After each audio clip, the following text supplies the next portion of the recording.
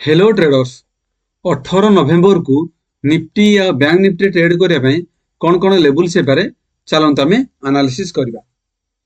चलते प्रथम देखा निफ्टी। निफ्टी जदि हम डेली कैंडल को देखा मार्केट कौन कर आमर 13 नवेम्बर जो सेलिंग प्रेशर आसला ताकू ऑलरेडी से एरिया को ऑलरेडी आमर गोटे ग्रीन कैंडल कवर कर नहीं जाए। तो आमर गोटे पॉसिबिलिटी थिला कि 26,000 जो राउंड लेवल से एरिया रे मार्केट आज सेलिंग आसी पारे जेहेतु प्रीवियस रे सेलिंग पड़ता किंतु आज जो भाया ग्रीन कैंडल क्लोज है जदि मार्केट काली ओपनिंग 26,000 ऊपर ओपन होची तारे मार्केट क्लियर डायरेक्शन रहिबो कि अपसाइड मूव रहिबो तार 26,100 को मार्केट टच करने ପାଇଁ पुणी अपसाइड जीवार बहुत पॉसिबिलिटी रहिबो। 26,100 टार्गेट रखिबो। जदि मार्केट गैप अप होची मिनिमम 26,000 ऊपर जदि गैप अप होची 26,000 ऊपर जदि गैप अप होला ताहले मार्केट 26,100 को टच करने ପାଇଁ ଯିବ। किंतु जदि मार्केट बहुत बड़ गैप डाउन ओपन हो जाउची आमर मार्केट क्लोज होईची 26,000 गोटे राउंड लेवल एग्जैक्ट से पाखरे ही क्लोज होईची सेटू प्रीवियसली मार्केट सेलिंग प्रेशर आसी।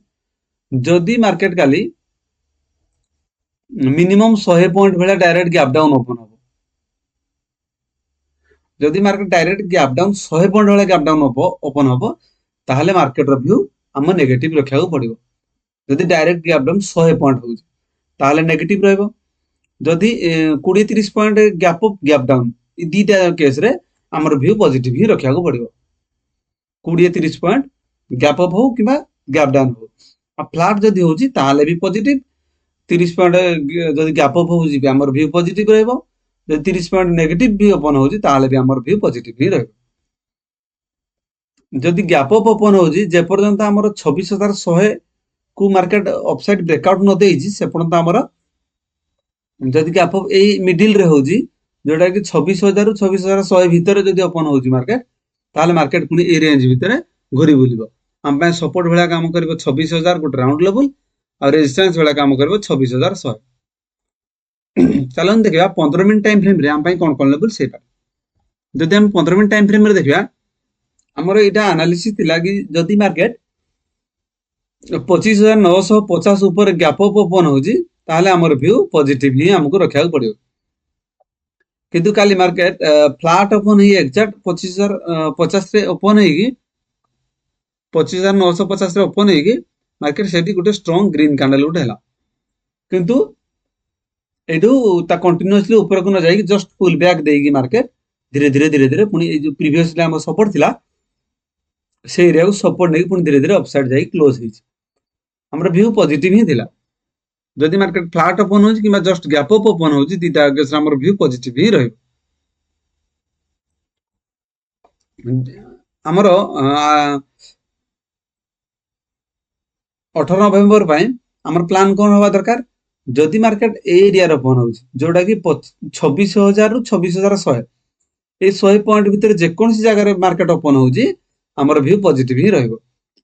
जदि गैप अप ओपन हेगी मार्केट डायरेक्टली अपसाइड गला ताहले मार्केट 26,100 को रेजिस्टेंस फेस करि पारे। जदि मार्केट गैप अप ओपन हेगी मार्केट डाउन साइड आसला ताहले 26,000 गोटे राउंड लेवल को मार्केट सपोर्ट नहीं कि मार्केट पुणी अपसाइड मूव करिवो। जदि मार्केट फ्लैट ओपन होची ताहले 26,000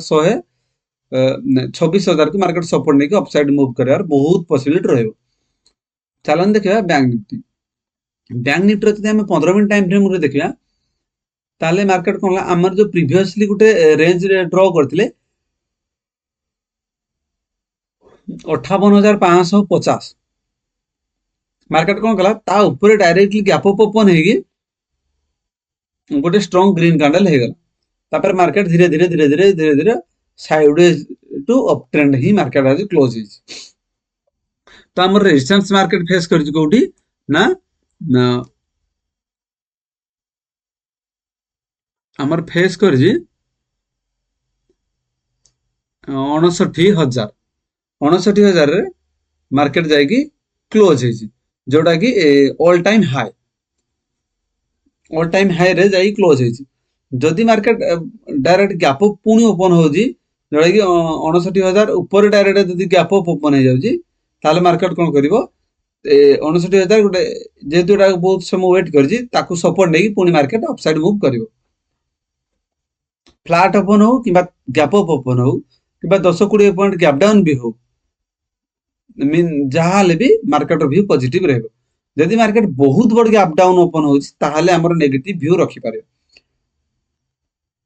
जदि मार्केट बहुत बड़ गैप अप ओपन हो जाउछि ताहाले पुल बैक रो किछुडे पॉसिबिलिटी रहि पारे किंतु फ्लैट ओपन हो किबा 50-60 पॉइंट गैप अप किबा गैप डाउन जहाले भी हमर व्यू पॉजिटिव रहबो फ्लैट हेले पॉजिटिव रहबो बहुत बड़ गैप अप हेले पुल बैक दबार पॉसिबिलिटी रहबो आ जदि मार्केट बहुत बड़ गैप डाउन ओपन होछि ताहाले हमर व्यू नेगेटिव हमको रखिबाक पड़िबो एही भली निफ्टी या बैंक निफ्टी ट्रेडिंग लेवल पाए वीडियो को लाइक एवं चैनल को सब्सक्राइब करंतु थैंक यू।